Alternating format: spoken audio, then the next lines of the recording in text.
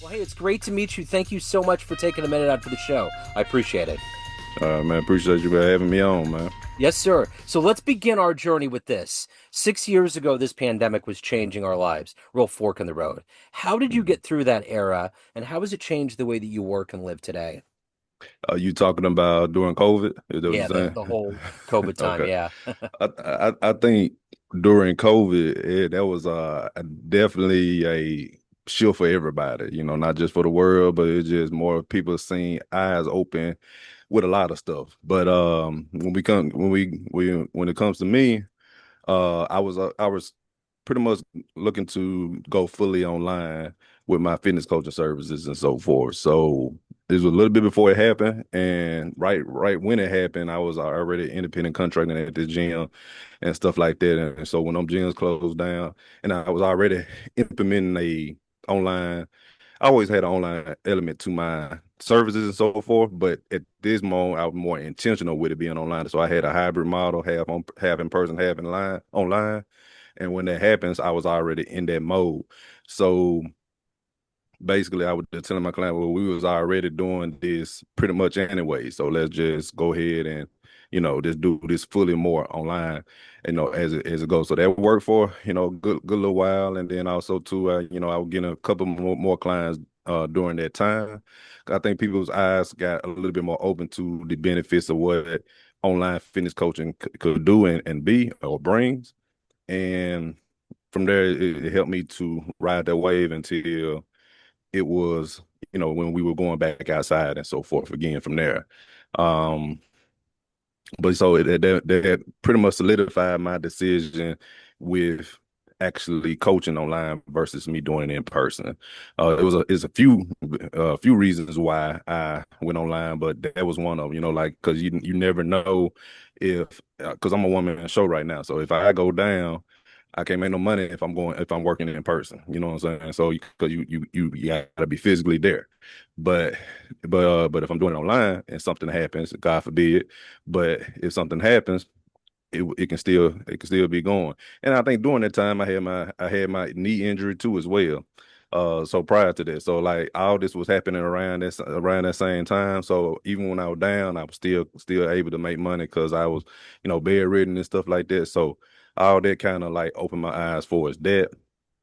I know for us, and then I'm looking to become a music artist too as well. So during that COVID time, there was a little time for me to sit down and reflect and say, like, if I'm gonna do this, start writing songs. So I got a whole lot of songs written up during that time and stuff. I haven't recorded anything yet, but I do got still writing songs and stuff like that until I get to the studio to record and stuff like that. So hopefully that answers your question. But yeah, Yeah, that's what helped me kind of weather the storm and so on. for sure. So let's get into the good work that you're doing right now. I'm going to put you in front of 12-year-olds at career day, and one of the kids in the back of the room is like, "Hey, man, what do you do for a living?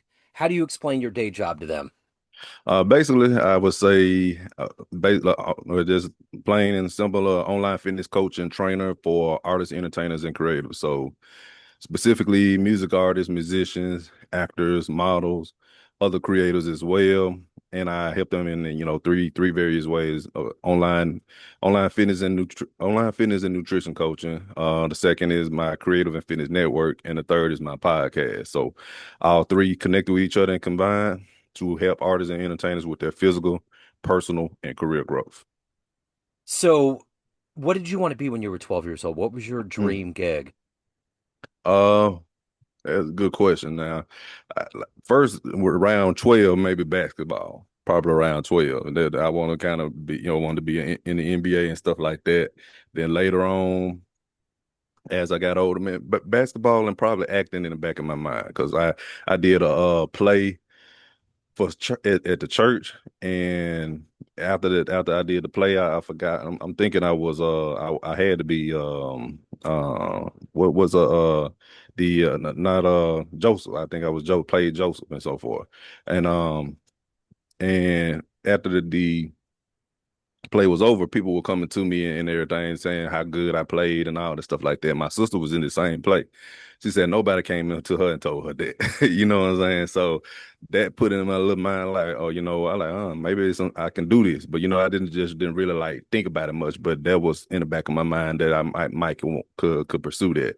And I'm a bit of a creator. I can draw pretty good. I can write literary works and stuff like that. So that hence why I'm going with artists, entertainers, and creators. But later on, when I started getting like more into hip hop or exposed to hip hop per se, that's when that dream early on then came to me wanting to like make music and no be rap and stuff like that and so forth. So, but didn't really go into it. Me coming from a I would say church background, and I was like thinking about the optics of what my family would think and stuff like that. So they hindered me from not even doing that for a long period of time. And then for fast forward, I ain't gonna go into the whole story, but fast forward to the COVID, and it was another thing that happened that made me just go ahead and shift into it. Unless you want me to talk about it, I'll talk about it. But it was another thing that made me shift into it and said, let me go ahead and start writing. And then COVID gave me a good excuse to do this since we ain't doing that. You know what I'm Yeah. saying? That's when that was born. But hopefully I'm answering all your questions. Hopefully I ain't going a roundabout way No, no, and no. answer your question. Yeah, no, Okay. you're good. And I guess my follow-up to that would be this. What were you seeing early on, or what were the seeds that were planted into you that gave you this creativity, that gave you this desire to be in this world of creativity and entertainment? What was happening early on that made you want to do that?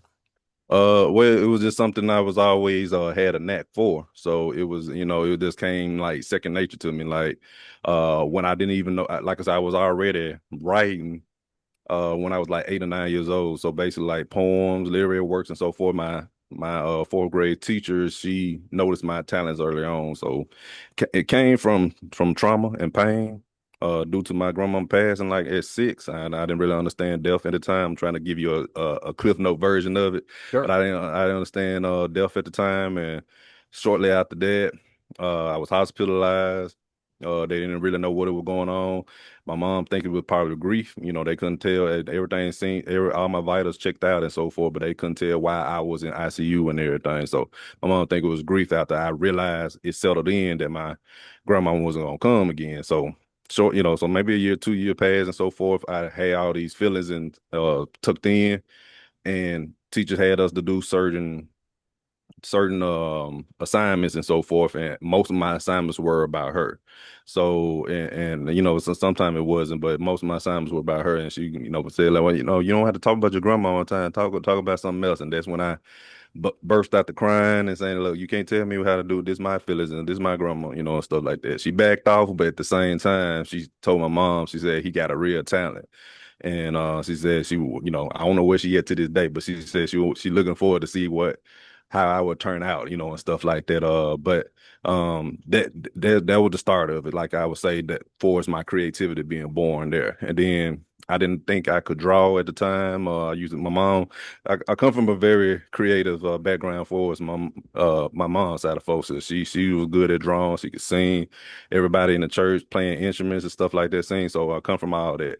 My auntie, she was writing a book at one time and everything, but I don't know if she finished it or not. But just give you background. Sure. Um, but at the time when I didn't think I could draw, I was getting her to help my mom, that is, to help me with certain projects and stuff like that.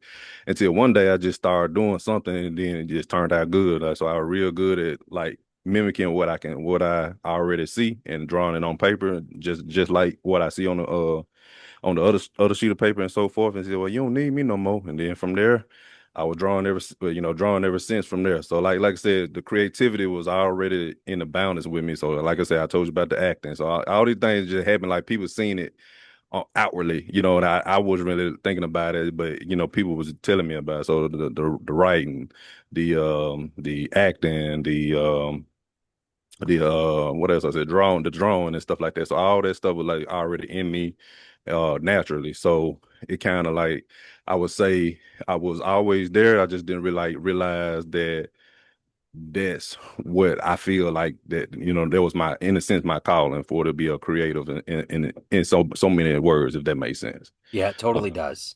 Mm. Yeah. So who's been the inspiration? Who's been kind of a heroic force that's fueled your career and finding your place in the world? Um, let's see. That way, I would say for as my career, we can say my dad. Then, if we're gonna say it like that, that's how it all got started. My dad, he was pretty much of a big bodybuilder back then. He very athletic guy, played basketball, football, was almost scouted to go to the NBA in basketball and so forth. And you know, but after that, he had he majored he had a couple majors that he graduated in, but physical education was one of them. So, you know, he have coach and all that stuff like that before too as well. And you know, just seeing him, you know, working out, being, you know, you did think about him doing push-ups. I'm on his back as he doing push-ups and stuff like that. Going to gyms with him, he's showing me the kind of the ropes a little bit here and there. It wasn't until around like 19, up until like 19 when he got diagnosed with cancer on my 19th birthday. That's when things kind of started shifting towards me getting into my career. And cliff note wise, is basically so once you know, he was more of on a health craze after that. So he got us our first gym membership, you know, the family. My mom, sister, they went for maybe 2 or 3 weeks and they stopped, you know what I'm saying? They ain't go back, they ain't been back since. I can't even tell you when my sister or even I don't even think she stepped foot. I don't think I know my mom did. I don't think my sister stepped foot in the gym since then. But but anyway, so, like, so I got in there now when I started, like I said, I'll go in there 2 weeks strong, like just like everybody else, 2 weeks strong. Then you might not see me in another 2 weeks and so forth, and it was kind of like that. But till I started seeing results, start getting addicted to it. So like, oh, okay, this how I go, and then got in there more. People started complimenting me, asking me questions, wanting to work out with me. And then later down the decision to become a fitness coach or a fitness trainer, when a person at work, she was like, you doing all this working out. So why not you just, I mean, you ever thought about becoming a fitness trainer or a personal trainer? I was like, well, I wasn't thinking about it at the time. So I researched it, looked into it. And then it was seemed like something I could do.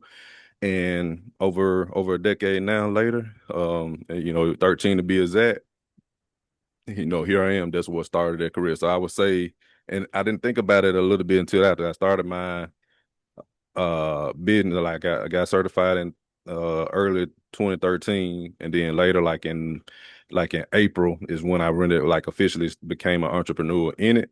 And my dad passed in 2014. So um like a little bit after that, I didn't realize like I didn't think about it till after that. I'm really following in a different lane, but more so, but I'm just following in his footsteps. You know, he was a coach before. You know, trainers are considered coaches and stuff like that. He was in physical education. Fitness training is all about physical, you know, education and stuff like that. So in a different lane and different scope and practice and so forth. You know, that I would say that's what was the catalyst for why I'm, you know, what put me in the trajectory of my career now. So if you can meet one person alive on the planet right now that you find inspirational, that might help you on your journey, that you would love to have a lunch or talk to, who would you love to meet and talk to? That for its inspiration in my business that I would like to talk to. Yeah, like anybody alive right now on the planet that you would love to talk to. Mm. Okay, good question. Let's see. If we that's related to my business, that is, or just Well, talk or to in period. general, yeah, anything, Okay. anybody that might, if you met them, might help you on the way that you proceed with your life, or just in general, Mm. just somebody that you find fascinating. Yeah, that's a good question. uh, mm, that's a good question. It might have to circle back to that. Now we Yeah, talking yeah. about We'll me. We come talk back. now. We talking about business wise Sure. because I have a podcast too as well. And then it's still kind of similar to what you're saying too, kind of like in between. Yeah. My favorite rapper is Ludacris, Yeah. so that's who kind of like inspired me to write and a little bit more, you know, and everything and stuff like that to make me want to make music and so forth. So and then he also into the fitness lane at times too. And now he on kind of on a fitness spurt and everything. So I would say I would want to sit down with him and talk about like, how he got successful and what he think, how he think fitness has helped him with his, goals and stuff like that or whatever in the case and then stuff like that. I would say that right there. But just we talking about in general, that's a good question. I don't know about that though. No, but ludicrous is good. No, that's an excellent answer. Okay. So I'm curious, getting into the fitness world, it takes a lot, I think, sometimes for people to continue the process of staying fit, going to a gym, getting into that regularity, taking care of their body. What has been the inspiration for you not only to do that for so long, but to help other people do that, to be an entrepreneur, to do all of these things every day at a high level? What wakes you up every day? What motivates you to do your life at a high level? Good question. So I would say yeah, it's definitely like I said, been doing it 13 years, so over 13 years, and it's definitely those times where you like, should I be doing this? Why am I doing this? Nobody cares. All those up and downs, you going through. But I would think my thing is I don't came this far to only come this far. You know what I'm saying? So I ain't no turn. I haven't came. I didn't come this far to only come this far. Is what I'm saying. So I like it ain't no. Pretty much I think about that. You know what I'm saying? I don't invest it so much in it. I don't see me quitting. I want to get it. I want to see it to how I envision it or even beyond. But what keeps me going too as well is that I know I have something. I know something that I have people want um, and the clients that I have helped that actually did what I asked or instructing them to do and so forth, they have seen their results. Even if they halfway do what I'm telling them to do, they see some results and so forth. And then those people who do come back to me and say, Trey, I thank you. I appreciate it. I would never have, got it without you, or I would never have started this new venture without you and so forth. Those are things that keeps me going. And then even when I make my posts on Facebook, on Instagram and stuff like that, I be hearing little things here and there, especially in my family, like they'll be saying certain people be watching me, and I only be thinking nobody, watching me. Because not all the time people come to me and say, "Oh, I did this because I heard you say this or this or that." But so for those people that I don't know what that's watching, it's for them too as well.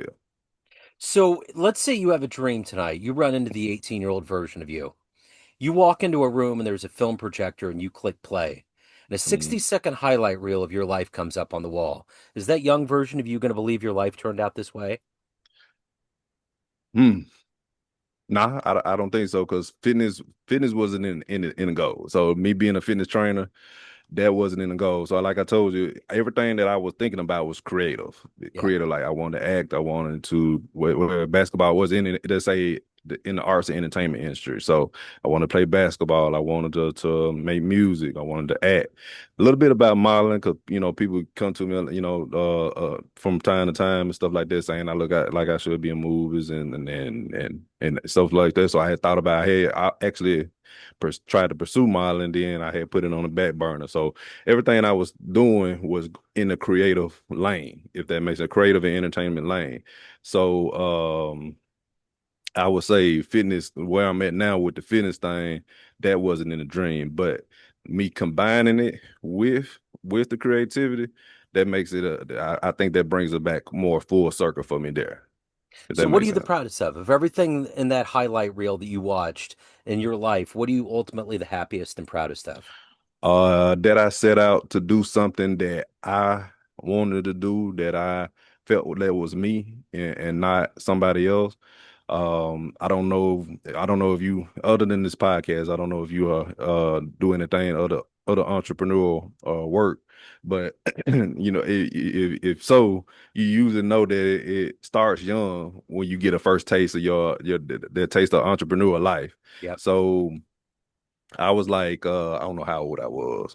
I might was still like 8, 9 years old then. My auntie, she used to sell she was that icy cup lady, that lady that sell plates out her kitchen. And then for my uncle church, he was a pastor and everything, her brother. she will have snacks and juices and drinks and so forth at the end of church and everything outside her trunk, selling it and everything like that. So I was seeing all that early on. So I got the idea of like I seen some 3 cent bubble gum at the gas station. So at the time, so I bought all the gum and went to school with it and was selling for like 25 cents. You know what I'm saying? Yeah. So yeah, so that was my first taste of being an entrepreneur. And I'm sorry, what was the question? It was what are you the proudest of everything Okay, that yeah, you've okay. accomplished? Yeah. Okay, yeah, all right. So yeah, so I would say that part that was the start of my the start of getting the first taste of that and everything. It was short lived once they like, oh, you getting that from the gas station. So I thought I didn't know no better. I ain't understand, you paying for the cost of convenience, you know what I'm saying, and everything. I ain't understand that back then. I thought I was like the jig is up. So I stopped selling it after that. And then didn't think anything of it. And then, like I said, fast forward to when I became a personal trainer and so forth, I was really like I always wanted. I had thought about being an entrepreneur in it. I was still working and so forth. But I was like, let me go work for a gym first and get my feet wet, get my exposure up, my experience up, and then branch out in a year or two. And everything, get known and stuff like that, then branch out in a year or two. But I'm here in Mississippi at the time. We don't have a whole lot of gyms. We still don't got like got more than we had before, but at the time we didn't have a whole lot of gyms. So those gyms that I did apply for, they weren't really hiring and stuff like that. So I was kind of forced into being an entrepreneur. And then fast forward at the YMCA, they gave me an independent a contractor role. So and I it was super low when I what I charged, but it was my first. But that was my first. What it was a lawyer and everything, and when I charged and everything. So once she paid me for it and so forth, it clicked in my head. Then what I'm saying, all from that little child woke up back up in me. Back then when I first paid, off my own creativity, off my own doing and so forth. So I would say that'll be my most proudest moment, and then keep and still continue to do that at this juncture now. So everyone out there has a perception of you, family, friends, clients, everyone that works with you, but you run the show. What's your Mhm. perception of you? Who do you think you are? Uh, I can be bullheaded, but I think not to my detriment. But I think to but I just know it's something I believe in. If it's something I really believe in and know I can do, then I'm gonna go all in with it. Regardless if it's not fully like panning out in a certain way that I wanted to. I know it is definitely better than what it was before. So I would say that and I'm really, like I said again, I'm a relentless. I'm very creative. I'm a person that really care and want to help people in a certain way, and that exudes out into what I do for my fitness services and beyond and so forth. So if anybody wants to book a call, they want to tune into your podcast, they want to hire you, any of the good business, where's the best place to go? Yeah, so you can, for the most part, you can find me at www.nextworldfitness.com, NEXTWORLDFITNESS.com. That's where the most of my stuff at. You'll see some of my social media pages and stuff like that. But I'm pretty Googleable. You can Google me, Google Trea Da Fit Artist, TreadaFitArtist. Everything that I'm doing gonna pop up. But you can find me on Instagram at Next World Fitness, at TikTok at Trea Da Fit Artist, Facebook. You can look up Next World Fitness, and also my personal professional profile page is Trey86, or you can just look up again Trea Da Fit Artist. It should pop up too as well. What else? I'm on LinkedIn at Trea Da Fit Artist. Uh, Podcast is not on my website just yet, but I'm getting the website up for that. But the name of my podcast is Sculpt N Create, SCULPT, then the letter N for and create, and pretty much that way you can find me. But hopefully when it'll be up by the time this airs. But you can, if so, then I would say go to sculptandcreate.com. Okay, I will Yep. put links in the show notes. Trey, great to meet you, man. Thank you so much for your story, your passion. I appreciate your time today, man. Thank you, man. Appreciate you for having me on too as well, man. Yes, sir.